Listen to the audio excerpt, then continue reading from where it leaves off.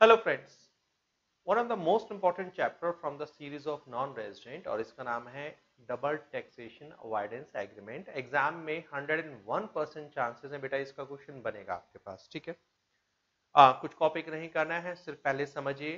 ठीक है, कंसेप्ट क्या है, किस तरीके से काम करेगा। छोटा सा चैप्टर है मगर एग्जाम के लिए बहुत इंपॉर्टेंट है। देखिए, एग्जाम्पल लेते हैं। मिस्टर ए भारत के रेजिडेंट है। ठीक है, रेजिडेंट ऑफ इंडिया। और मिस्टर ए इंडिया में अर्न करते हैं 5 लाख रुपए। 5 लाख रुपए बेटे इंडिया में अर्न करते हैं। ठीक है, अब बट अब ऐसे ये इंडिया में अर्न करते हैं तो बेटा ये टैक्सेबल इन इंडिया होगी। ठीक है जी, टैक्सेबल इन इंडिया होगी। अब मिस्टर ए को एक फॉरेन कंट्री से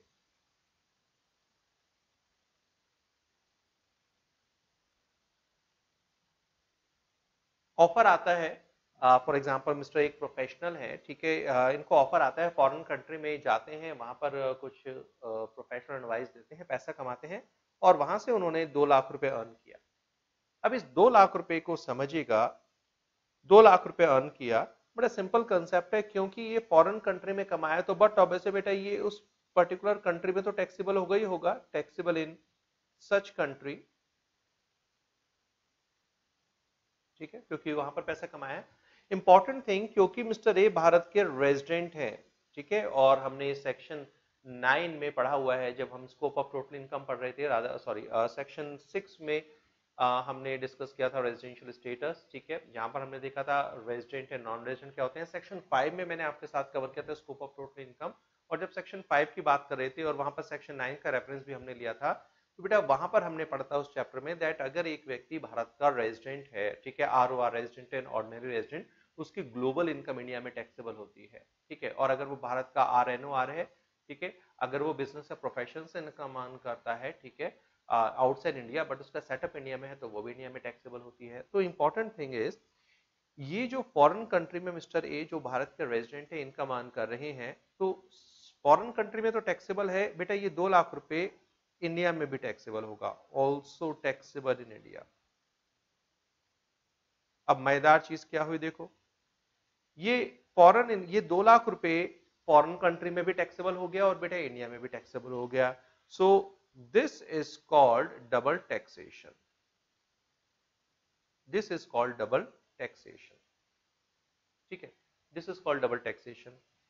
अब हमारे चैप्टर का नाम क्या है, डबल टैक्सेशन अवॉइडेंस एग्रीमेंट। तो बेटा डबल टैक्सेशन तो समझ आ गया। तो डबल टैक्सेशन मतलब एक ऐसी इनकम जो इंडिया प्लस दूसरी कंट्री में भी टैक्सेबल हो रही है। ठीक है, अब यहां पर मिस्टर ए इंडियन गवर्नमेंट से कहते हैं, गवर्नमेंट देखो यार, मैं तो आपके यहां पर रहता हूं, मैं आपके यहां पर टैक्स पे कर रहा हूं, तो मैं फॉरेन कंट्री में क्यों टैक्स पे करूं। और देखो मैं क्योंकि उस फॉरेन कंट्री में टैक्स अगर पे हो रहा है, तो फिर आप मुझे इस पर कुछ रिलीफ दीजिए सर, कुछ राहत दीजिए ना, मैं आपके यहाँ का नागरिक हूँ। फॉरेन कंट्री को तो मैं कुछ नहीं कह सकता, आपसे तो मैं डिमांड कर सकता हूँ। अब बिल्कुल ठीक है।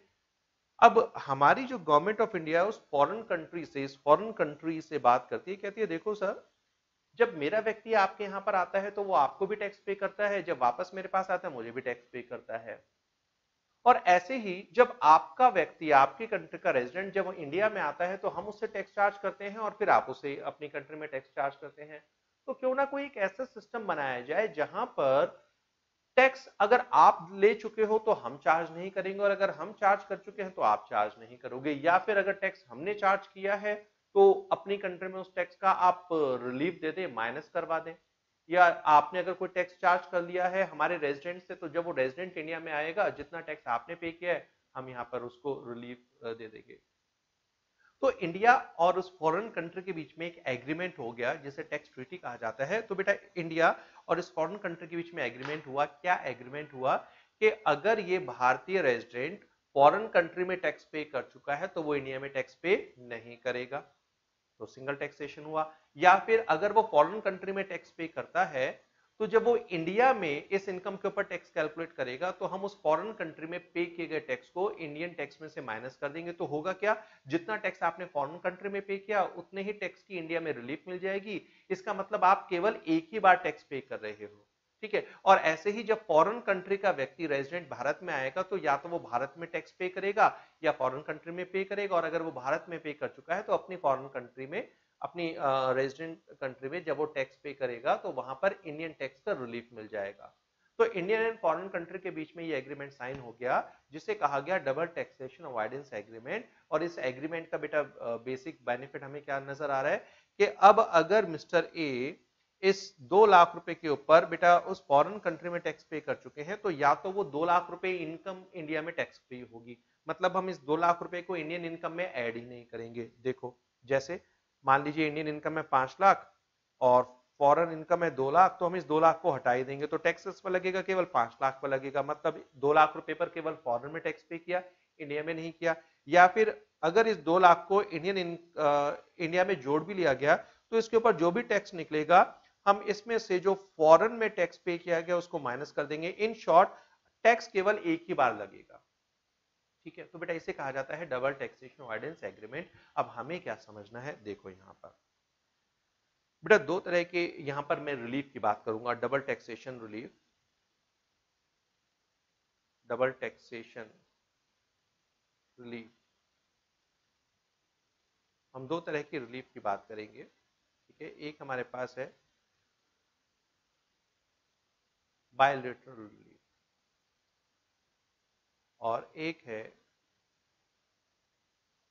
Unilateral relief. एग्जाम में बेटा जो क्वेश्चन आता है वो बायलैटरल पर नहीं आएगा, यूनिलैटरल पर आएगा। मीनिंग क्या होता है ये भी समझ लीजिए। बायलैटरल रिलीफ का मतलब होता है when DTAA between India and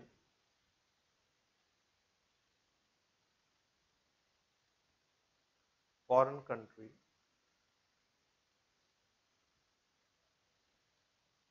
exists। जब इंडिया और फॉरेन कंट्री के बीच में double taxation avoidance agreement exist करता है तो जो डबल टैक्सेशन रिलीफ मिलती है उसका नाम होता है यूनिलैटरल रिलीफ। इसका मतलब ये हुआ कि या तो अगर जैसे मैंने आपसे कहा था कि बेटा जब 2 लाख रुपए फॉरेन कंट्री में टैक्सेबल हो चुका है तो वो इंडिया में टैक्सेबल नहीं होगा, ये वाली सिचुएशन। या फिर अगर वो इंडिया में टैक्सेबल होता है तो जितना टैक्स फॉरेन कंट्री में पे किया गया है उसे इंडियन टैक्स में से टोटल टैक्स में से माइनस कर देंगे। तो इसे कहा जाता है बायलैटरल रिलीफ। बायलैटरल रिलीफ तब मिलता है जब दो कंट्रीज, इंडिया और दूसरी कंट्रीज के बीच में टैक्स ट्रीटीज मतलब DTAA एग्जिस्ट करता है, ठीक है। ये थियोरेटिकल कंसेप्ट है जो एग्जाम में नहीं बनता, रीजन बीइंग क्योंकि इसमें कुछ करना ही नहीं पड़ेगा, क्योंकि या तो आप इनकम को ऐड नहीं करेंगे और अगर इनकम को ऐड करेंगे तो जितना टैक्स उस पर निकलेगा उस टैक्स में से फॉरेन टैक्स को माइनस कर देंगे। तो एग्जाम में क्या बनता है बेटा, यूनिलैटरल रिलीफ। तो यूनिलैटरल रिलीफ तो गवर्नमेंट कहती है कि चिंता मत करो भाई, अगर तुम भारत के रेजिडेंट हो तो अगर हमारा दूसरी कंट्री के साथ DTAA एग्जिस्ट करता है तो हम आपको देंगे बायलैटरल रिलीफ। बायलैटरल रिलीफ मतलब जितना टैक्स वहां पे किया उसको पूरे को यहाँ पर माइनस कर दो। बट चिंता मत करो, अगर हमारा उस फॉरेन कंट्री के साथ जहां पर आपका टैक्स कटा है DTAA एग्जिस्ट नहीं करता, क्योंकि आप हमारे रेजिडेंट हैं, हम आपको सुविधा देंगे, हम आपको रिलीफ देंगे और इसका नाम होगा बेटा यूनिलैटरल रिलीफ, ठीक है। तो दो तरह की रिलीफ है, bilateral relief and unilateral relief. देख लीजिए इसे एक बार,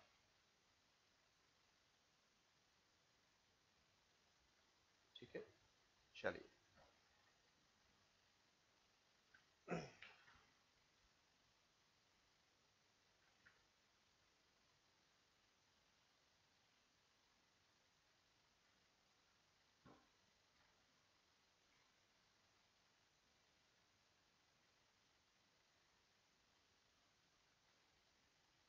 ठीक है। डबल टैक्सेशन बड़ा छोटा सा चैप्टर नजर आएगा, बहुत छोटा है, ठीक है। कारण सिर्फ इसका है कि इसमें हमें कंसेप्ट क्लियर करना है, ठीक है। प्रैक्टिकल क्वेश्चन मैं यहाँ पर आपके साथ डिस्कस करूंगा क्या है, ठीक है। बट एक बार फटाफट हम देख लेते हैं bilateral relief and unilateral relief. Bilateral relief section 90 में गिवन है, यूनिलैटरल सेक्शन 91 में। Bilateral in such case two countries negotiate and enter into an agreement DTAA providing relief to the SSC, ठीक है। तो जब इंडिया एंड दूसरी country के बीच में DTAA एग्जिस्ट करता है तो जो रिलीफ मिलती है उसका नाम होता है bilateral relief. Unilateral relief section 91 in such case country of which taxpayer is resident। We are talking about India, ठीक है। Relief to the taxpayer through its domestic tax laws irrespective of the country from where the assessee earn the income, ठीक है। अब unilateral relief की हम condition check करें। Unilateral relief में बेटा क्या होता है, ठीक है। यूनिलैटरल रिलीफ कैसे काम करता है, बस बुक की यहाँ पर जरूरत हमें है ही नहीं, वो तो सिर्फ आपके एक सेटिस्फेक्शन के लिए बुक मोस्टली मैं देता हूँ, अदरवाइज मोस्टली चैप्टर हम यहीं पर डिस्कस करते हैं सारे, ठीक है। देखो बेटा, बायलैटरल रिलीफ की कुछ कंडीशंस, यूनिलैटरल रिलीफ की कुछ कंडीशन होती हैं।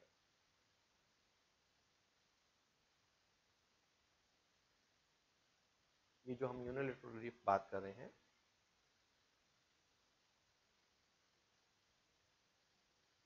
यूनिलैटरल रिलीफ सेक्शन 91 में कवर होता है, ठीक है। इसकी कुछ कंडीशंस होती हैं। कंडीशंस क्या है देखिएगा। कंडीशन ये है, जो पर्सन है वो भारत का रेजिडेंट होना चाहिए। दूसरा, उसके पास डबली टैक्स्ड इनकम होनी चाहिए, ठीक है। डबली टैक्स्ड को चलो थोड़ा सा, डबली टैक्स इनकम का मतलब क्या हो, डबली टैक्स इनकम का मतलब हुआ टैक्सेबल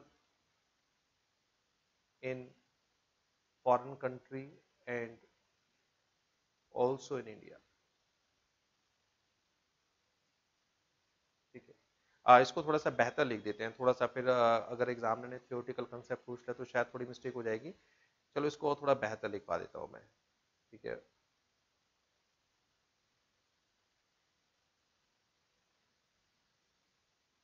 देखो, इस व्यक्ति के पास क्या होनी चाहिए, फॉरेन इनकम।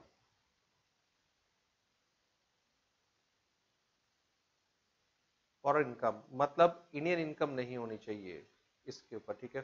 फॉरेन इनकम होनी चाहिए, तो जो रिलीफ मिलेगी बेटा वो फॉरेन इनकम पर मिलेगी, इंडियन इनकम नहीं होनी चाहिए, ठीक है। मतलब वो इनकम एक्यूराइज इन इंडिया नहीं होनी चाहिए, फॉरेन इनकम होनी चाहिए। Tax paid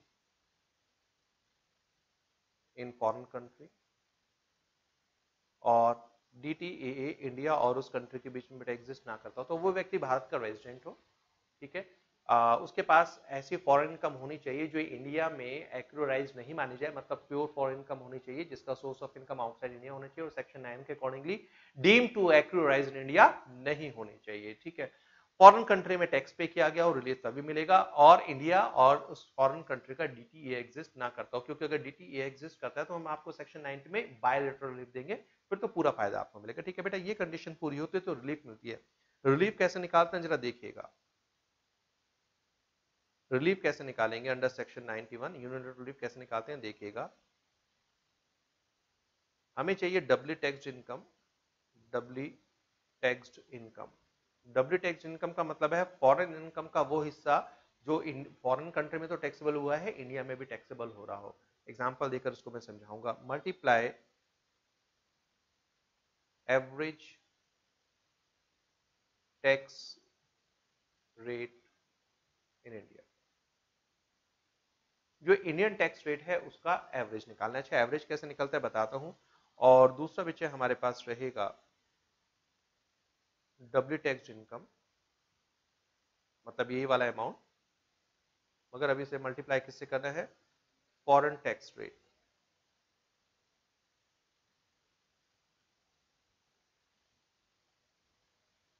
tax rate in foreign country,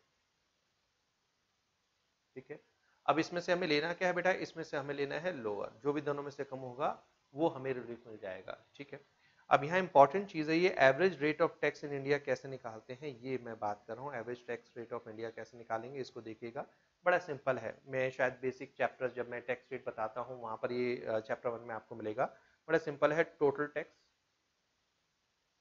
total tax मतलब इसमें आप अगर रिलीफ 87 ही मिलती है तो उसको आप ले लीजिए, अगर सरचार्ज लग रहा है तो उसको मतलब ईसीएसएच मतलब फाइनली टैक्स निकाल लीजिए। तो इसका मतलब ये हुआ कि बेटा ये चैप्टर तभी कर पाएंगे जब आपको टैक्स कैलकुलेट कर आती हो, ठीक है। हमारा असेसमेंट ईयर है 2018-19, तो प्रीवियस से 17-18, असेसमेंट ईयर 18-19, तो इसकी टैक्स क्लियरिटी आपको होनी चाहिए, अदरवाइज आप ये नहीं कर पाएंगे, ठीक है। तो क्या करना है, यहाँ पर हम टोटल टैक्स लेंगे बेटा, और टोटल टैक्स में से डिवाइड करेंगे टोटल इनकम। अब ये टोटल इनकम में फॉरेन इनकम भी शामिल है, ठीक है, और मल्टीप्लाई 100। तो टोटल टैक्स को डिवाइड करेंगे, टोटल इनकम मल्टीप्लाई 100। बेटा ये हर क्वेश्चन में चेंज होगा, क्योंकि इनकम अगर 100 रुपए भी ऊपर नीचे होगी तो टैक्स थोड़ा सा चेंज होगा, तो जो हमारा एवरेज रेट ऑफ टैक्स है वो चेंज हो जाएगा। मैक्सिमम मार्जिनल रेट फिक्स है, जो मैंने चैप्टर 1 में डिस्कस किया था, मगर ये अलग होता है, ठीक है। बस ये चीज याद रखिएगा। प्रैक्टिकल क्वेश्चन करते हैं, ठीक है। अगेन एक क्वेश्चन से ज्यादा एक्सपेक्ट मत कीजिएगा इसमें। डिस्क्रिप्टिव एग्जाम में एक क्वेश्चन का मतलब होता है 5, 4 से 5 मार्क्स, ठीक है। एमसीक्यू में पैटर्न पर अगर क्वेश्चन आता है तो वो कितना का होता है, 1 नंबर। तो एक क्वेश्चन तो बनेगा ही बनेगा। नाउ इट डिपेंड्स, ठीक है, आपके लिए कितने नंबर का बनता है ये। चलो अब एक क्वेश्चन देखिएगा, ठीक है। क्वेश्चन देखिए बेटा। मिस्टर ए प्रीवियस ईयर 17-18 के आपको कुछ इंफॉर्मेशन दे रहे हैं। इंडियन इनकम, इंडियन इनकम है इनकी 5 लाख।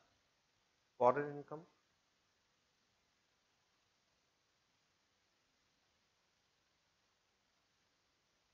2 लाख, और इसके ऊपर जो टैक्स डिडक्ट किया गया फॉरेन कंट्री में वो था 10%, ठीक है। इंडिया और फॉरेन कंट्री का बेटा डीटीए एग्जिस्ट नहीं करता, शॉर्ट में क्वेश्चन में लिखवा रहा हूं। अब आपको निकालना है, मैं दो चीज पूछ रहा हूं, बताओ टैक्स रिलीफ कितनी मिलेगी अंडर सेक्शन 91। तो अपने आप समझ आना ये यूनिटरी रिलीफ है, क्योंकि डीटीए एग्जिस्ट नहीं करता है, ठीक है। तो अब कैसे करना होता है, देखो डीटीए का यूनिलेटरल क्वेश्चन सॉल्व करने के लिए सबसे पहले तो ये समझ लो कि भाई मेरी इनकम है ये। अच्छा मिस्टर ए कौन है, भारत के रेजिडेंट, ये भी क्वेश्चन में लिखा होगा, समझ लेना, ठीक है, रेजिडेंट ऑफ इंडिया। पहले एक काम करो, रिलीफ को माइंड से निकाल दो। जैसे टैक्स कैलकुलेट करना आता है, टैक्स कैलकुलेट करो। मतलब मुझे प्रीवियस ईयर 17-18 की इनकम पर जो असेसमेंट 18-19 का टैक्स है वो निकालना आना चाहिए, तभी मैं क्वेश्चन कर पाऊंगा, ठीक है। तो चलो पहले इसके ऊपर टैक्स निकालते हैं। 7 लाख है टोटल। तो देखो Indian income 5 lakh, foreign income 2 lakh, total income ETC to ATU का कुछ इन्फॉर्मेशन नहीं है, 7 लाख। टैक्स निकालो। पहले 2,50,000 पर निल, अगले 2,50,000 पर, अब तो 5% का रेट हो चुका है 12,500 रुपए, और 2 लाख रुपए पर फिर 20% लगेगा 40,000। तो ये हो गया 62,500 रुपीज बेटा, ठीक है। तो ये हमारे पास टैक्स रहेगा 62,500 रुपीज। डन। सॉरी मेरे से एक मिस्टेक हो गई भाई। हाँ जी बिल्कुल, मैं भी मिस्टेक करता हूँ। चलो अब देखो ध्यान से बेटा, 62,500 क्या 87A की रिबेट मिलेगी? 87A की रिबेट नहीं मिलेगी। इनकम 7 लाख रुपए है। क्या सरचार्ज लगेगा? नहीं लगेगा, बिकॉज इनकम बहुत कम है, ठीक है। क्या लगेगा? 3% का ईसीएन एसएचईसी। तो बेटा ईसीएन एसएचईसी इसके ऊपर लगा दो, वो तो मस्ट है, 3%, ठीक है। सो 62500 का 3% आ गया मेरे पास 1875। टोटल कितना हो गया? 64375। बस क्लोज मत करना, बस इसको यहां छोड़ दो, ठीक है। टैक्स निकालते थे वैसे ही निकालो, कोई नई चीज नजर नहीं आई। बस यहां से जहां पर टैक्स कैलकुलेशन खत्म होगी बेटा, यहां से रिलीफ मिलनी शुरू होगी। इसको यहीं छोड़ दो, और यहां लिख दिया हमने रिलीफ अंडर सेक्शन 91। रिलीफ निकालेंगे, अब जो बचेगा ये होगा नेट टैक्स पेबल, ठीक है जी। तो मुझे सिर्फ ये निकालना है 91। अब क्या फॉर्मूला बताया था इसका, यही कर लेते हैं। ये तो बार बार हमें टर्न करनी पड़ेगी शीट। देखो अब ध्यान से, doubly tax income, doubly tax income in foreign income का बेटा वो हिस्सा है जो इंडिया और फॉरेन कंट्री दोनों में टैक्सेबल हो रहा है। तो फॉरेन कंट्री में कितना टैक्सेबल था? 2 लाख, 2 लाख। और इंडिया में भी उस 2 लाख का कितना टैक्सेबल हो रहा है? 2 लाख पूरा वाई, क्योंकि 7 लाख में पूरा 2 लाख रुपए शामिल है। तो डब्ली टैक्स इनकम तो हो गई बेटा 2 लाख। अब मुझे चाहिए पहले doubly tax income 2 lakh multiply average tax rate in India. Average tax rate in India कैसे निकालते हैं? Average tax rate India, total tax 64,375 divide by क्या होगा जी? ये डिवाइड बाय हो गया बेटा हमारे पास टोटल इनकम। टोटल इनकम है 7 लाख, ठीक है, और रेट ऑफ ये हो गया 100%। तो बस सॉल्व कर दीजिए, परसेंटेज आ जाएगी, मल्टीप्लाई कर दीजिए। तो अगर हम एवरेज रेट निकालते हैं, ये होगा 64375 डिवाइड बाय 7 लाख। तो बेटा परसेंटेज से करेंगे आ जाएगा 9.1964% समथिंग। और कुछ नहीं करना है, इसी से मल्टीप्लाई कर दो 2 लाख रुपए को कैलकुलेटर पर, तो ये एग्जैक्टली फिगर मेरे पास आएगी 1 लाख, सॉरी 1 नहीं, 18,000। अच्छा परसेंटेज भी तो निकालनी है, तो भाई डिवाइड बाय 100 भी तो करना पड़ेगा। तो ये आएगा 18,392, 393 कर देते हैं राउंड ऑफ और नियरेस्ट वन पर, ठीक है। चलो क्लियर है। तो बेटा यहां से निकलेगा टैक्स रेट, जब टैक्स रेट निकालेंगे तो आएगा 9 पॉइंट समथिंग, ठीक है। उसको मल्टीप्लाई करोगे 2 लाख से तो आता है 18,393 रुपए।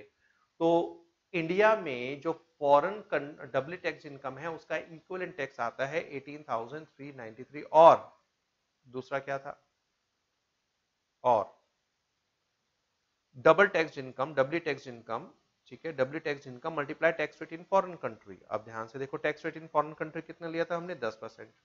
अब निकाल दो, देखो जी डब्ल्यू टैक्स 2 लाख, 10% से जब मल्टीप्लाई करोगे तो ये आएगा 20,000। तो क्या होती है relief, W tax income multiply average tax rate in India, ये आता है 18,393 रुपए। और W tax income multiply foreign tax rate, ये आएगा बेटा 20,000 विच एवरेज लोअर, तो लोअर कितना होगा 18,393।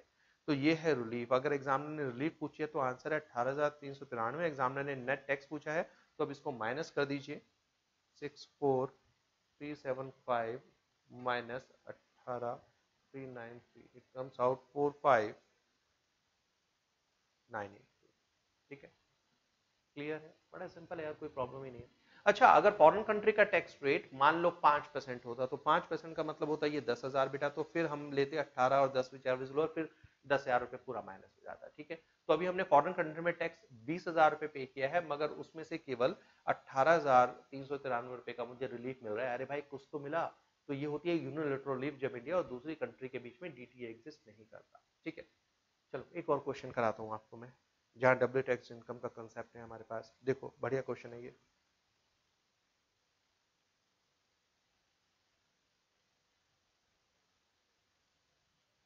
Indian income, PGBP negative 1 lakh, income from other sources 4 lakh, foreign income PGBP है, यहाँ नेचर बता रहा हूं मैं, पीजीपी ये है मान लो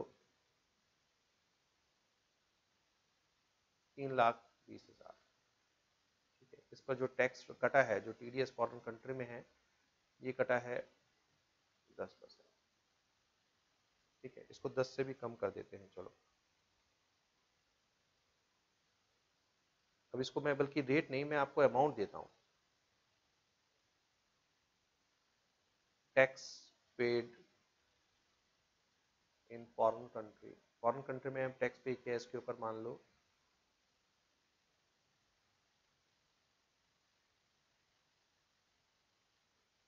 25,600 रुपए, ठीक है। अब आपको डबल टैक्सेशन रिलीफ निकालनी है या कहीं टैक्स निकालना है, तो अब देखो क्या करते हैं। सबसे पहले तो आपको क्या करना है बेटा, पहले टैक्स निकाल लो। मगर अब यहाँ टैक्स करते करते एक नई चीज बहुत इंपॉर्टेंट है। इंपॉर्टेंट क्या है बेटा, यहाँ पर इंपॉर्टेंट है सेट ऑफ लॉसेस। हमारे पास इंडिया में बिजनेस लॉस है 1 लाख और आईएफओएस है 4 लाख, और फॉरेन बिजनेस की इनकम है 3,20,000। जब हमने सेट ऑफ का चैप्टर किया तो सेट ऑफ के चैप्टर में हमने ये तो पढ़ा था कि हेड वाइज है, वहां पर कहीं मैंने आपको ये नहीं बताया और ना ही लिखा हुआ है कि भाई कंट्री टू कंट्री, नहीं बेटा, ऐसा कोई कंसेप्ट नहीं है। मिस्टर ए की कुछ इनकम, बिजनेस इनकम इंडिया में है और कुछ बिजनेस इनकम फॉरेन में है, तो पहले जब सेटअप होता है तो याद है ना कि अगर बिजनेस का लॉस है तो वो बिजनेस इनकम के साथ ही सेटअप होगा, वो आईएफओएस के साथ हो सकता है, मगर वो सेकंड प्रेफरेंस है। पहले हमें ये चेक करना है कि बेटा अगर हेड का लॉस हेड के अंदर हो सकता है तो करना पड़ेगा। यहां कंट्री का कंसेप्ट नहीं है सेट ऑफ के चैप्टर में, हेड का कंसेप्ट है। तो समझिएगा, मैं पीजीबीपी के 1 लाख रुपए के इंडियन लॉस को इंडियन आईएफओ के साथ सेट ऑफ नहीं करूंगा, क्योंकि मेरे पास फॉरेन पीजीबी शामिल है। तो सेटअप का कंसेप्ट क्या कहता है, पहले हेड के अंदर सेट ऑफ करना है। तो मेरे पास पीजीबीपी इंडिया का फॉरेन कंट्री का कितना है बेटा, 4 लाख, सॉरी 3,20,000,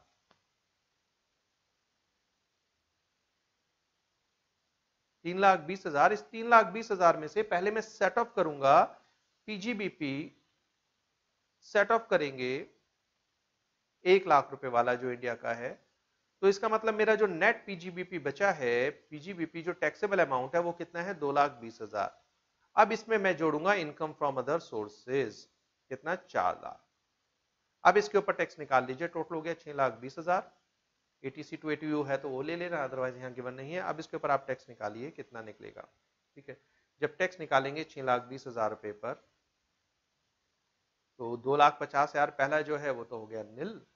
नेक्स्ट 2,50,000 पे बेटा जो टैक्स निकलेगा वो होगा 5%, 12,500। और फिर बचे हुए 1,20,000 रुपए पर निकलेगा 20%, ठीक है। तो टोटल अगर निकालते हैं तो 1,20,000 पर हुआ 20%, 24,000, 24,000 और 12,500, ये होगा 36,500, ठीक है। प्लस 3% ईसी ने एसएचईसी,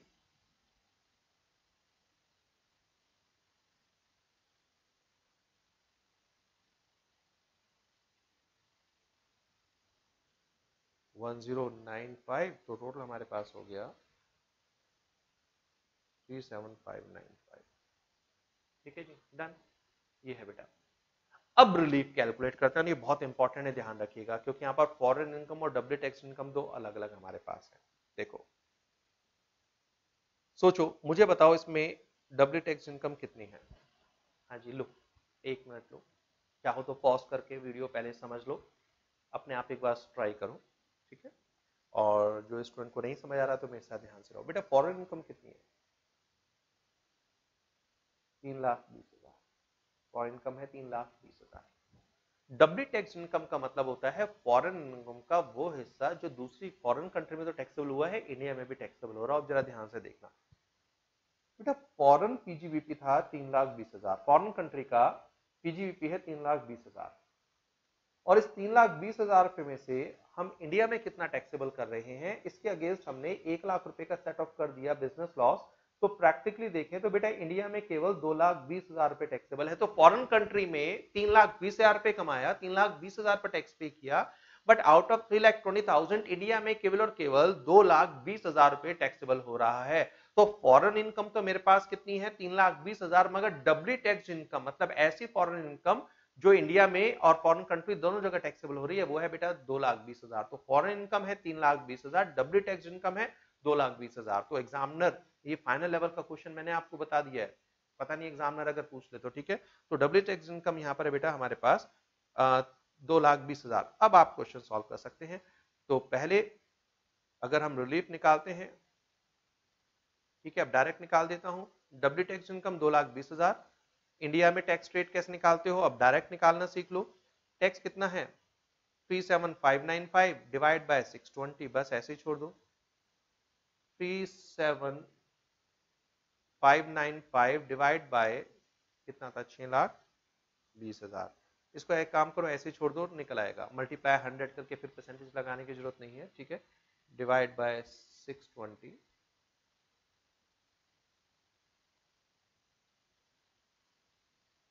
मल्टीप्लाई 2,20,000, तो ये आएगा हमारे पास 13,340।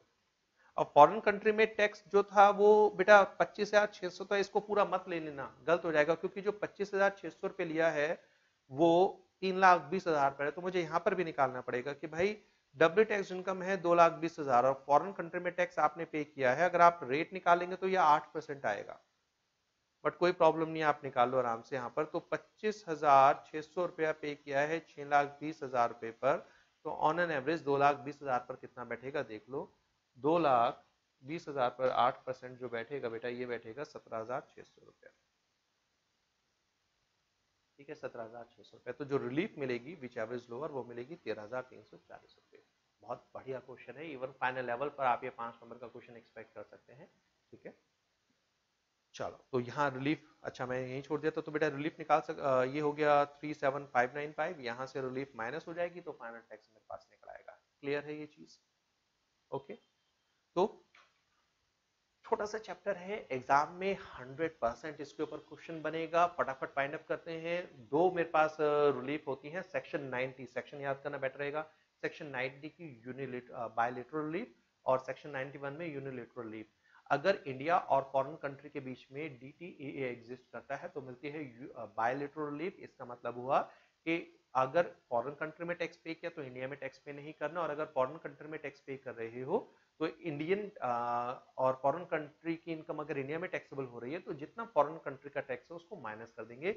अल्टीमेटली जो फॉरेन कंट्री का इनकम है वो केवल एक ही कंट्री में टैक्सेबल होगी। ठीक है, फॉरेन कंट्री और इंडिया कैसे डिस्ट्रीब्यूट करेंगे हमें उसमें नहीं जाना है। दूसरा, यूनिलैटरल लीव सेक्शन 91 का मिलता है। अगर इंडिया एंड फॉरेन कंट्री का DTA एग्जिस्ट नहीं करता तो इंडियन गवर्नमेंट अपने रेजिडेंट्स को ये बेनिफिट देती है। कंडीशन क्या थी? पर्सन भारत का रेजिडेंट होना चाहिए, इन फॉरेन इनकम होनी चाहिए जो इन इंडिया में डीम टू एक्यूरेज नहीं होनी चाहिए, फॉरेन कंट्री में उसके ऊपर टैक्स पे किया जाना चाहिए, प्लस इंडिया का DTA एग्जिस्ट नहीं होना चाहिए उस कंट्री के साथ। ठीक है, तो ये कंडीशन हमारे पास है। तो बड़ा सिंपल है, पहले टैक्स निकाल लीजिए इंक्लूडिंग फॉरेन इनकम। अब उसमें से देखिए डब्ल्यू टैक्स इनकम कितनी है, उस डब्ल्यू टैक्स इनकम पर average rate of India apply कीजिए, उसके ऊपर फॉरेन का टैक्स रेट अप्लाई कीजिए, जो लोअर है वो निकाल दीजिए। एग्जामिनर कैन आस्क या तो यूनिलैटरल रिलीफ कितनी है, जैसे इस क्वेश्चन में अगर मैं पूछता हूँ यूनिलैटरल रिलीफ कितनी है तो आपका आंसर होगा 13,340। और अगर एग्जाम में पूछता टैक्स कितना है तो सर फिर 13,340 को यहाँ से माइनस कर दीजिए और जो बैलेंस अमाउंट होगा वो मेरा आंसर होगा। ठीक है,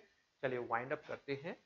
सो एग्जाम में 100% मार्क्स यहाँ पर आने चाहिए, लूज नहीं करने हैं। मिलते हैं नेक्स्ट लेक्चर में एक नए टॉपिक के साथ। Till then keep learning, all the best.